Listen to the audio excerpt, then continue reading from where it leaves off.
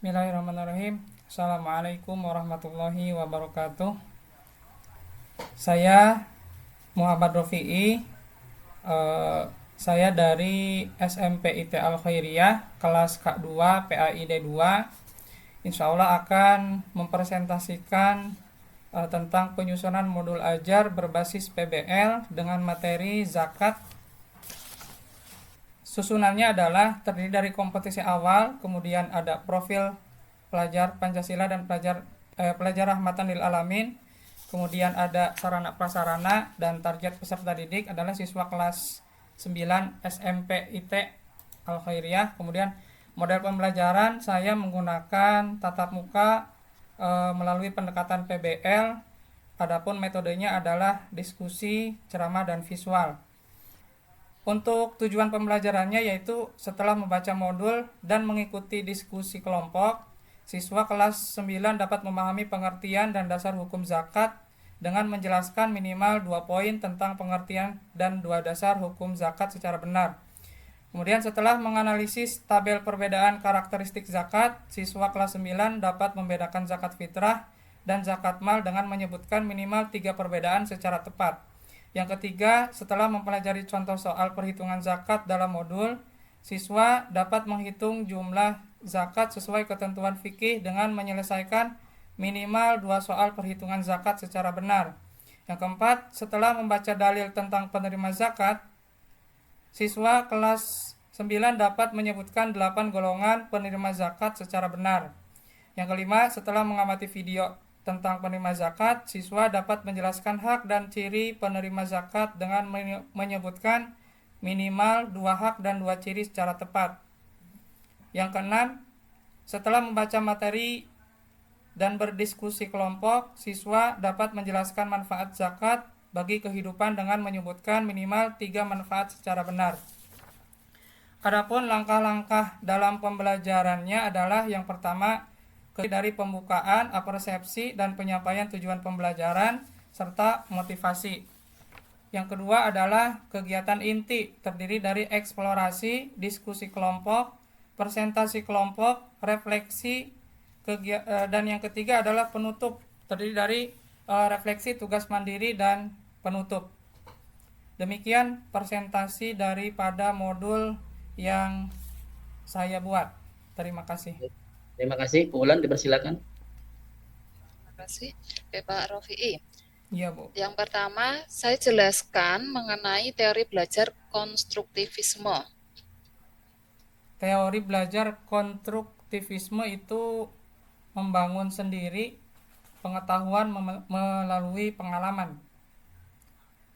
Oke, selanjutnya terkait materi ataupun asesmen yang bermuatan HOTS. Iya. Yang Anda kembangkan contohnya bagaimana dan berikan penjelasan mengapa itu Anda kategorikan sebagai HOTS. Sumatif. Contohnya di asesmen sumatif ada di pilihan ganda apa arti zakat menurut bahasa. Nah, di sini termasuk ke tingkatan C1 karena di dalamnya mengingat tentang pengertian zakat menurut bahasa. Oke, C1. Ya. C1 apakah termasuk HOTS? Termasuk, Ibu, tingkatan paling rendah mungkin. Oke, ini jangan sampai terbalik ini. Anda mengira HOTS, ternyata malah LOTS, LOTS. Oh. Kalau C1 itu maksudnya LOTS, lower. Ya, nanti diperdalam lagi ya Pak ya. Iya, Bu. Ciri soal HOTS itu bagaimana, dan yang kedua HOTS itu tidak selalu dalam bentuk soal. Ya. Iya, Bu. Selanjutnya untuk asesmen penilaian, ya ada asesmen diagnostik, formatif, dan sumatif. Ya, jelaskan. Bu.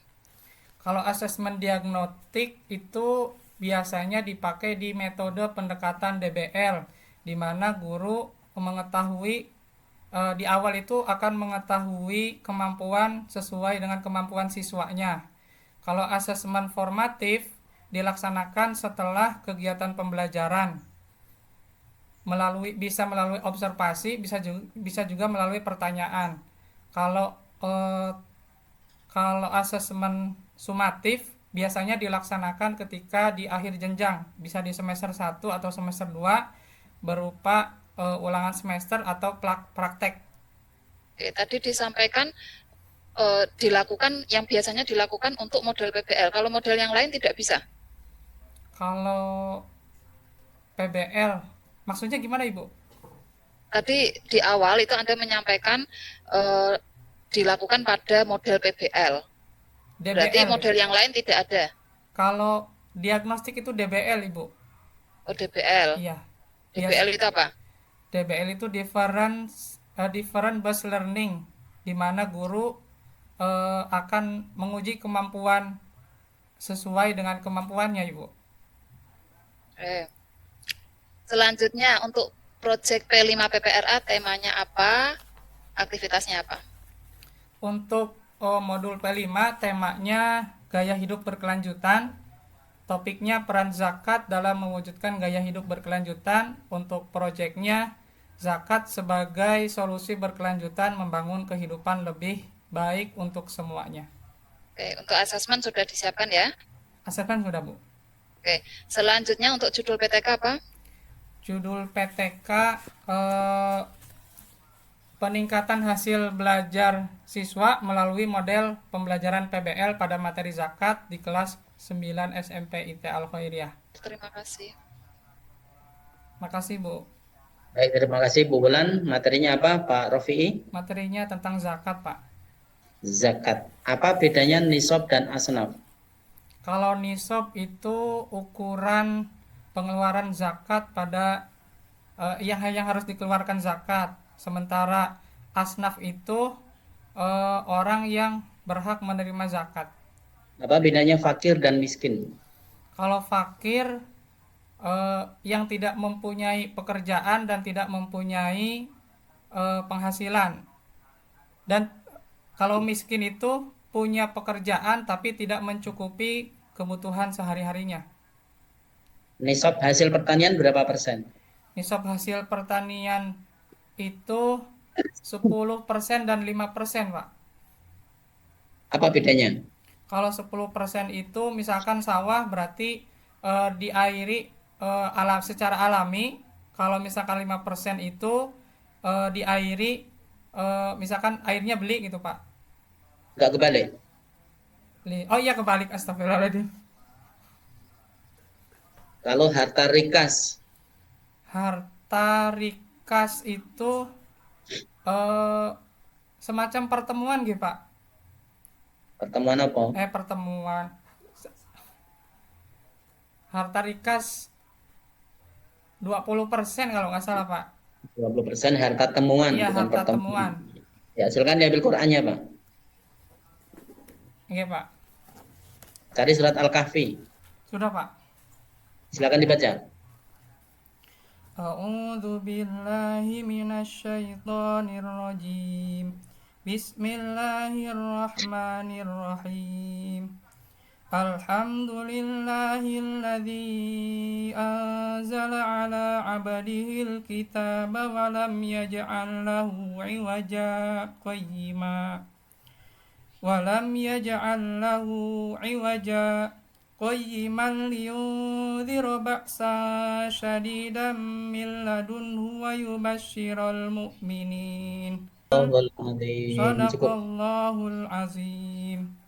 Bagus. Silakan ambil kertasnya sama spidol, Pak. Tulis ayat yang terakhir diturunkan. Ayat yang terakhir diturunkan. 1 menit. Aduh. Yang al-yauma gitu, Pak? Ya. Silakan tulis nama, asal sekolah, dan difoto dikirim saya di Japri. Nggih, Pak. Ya.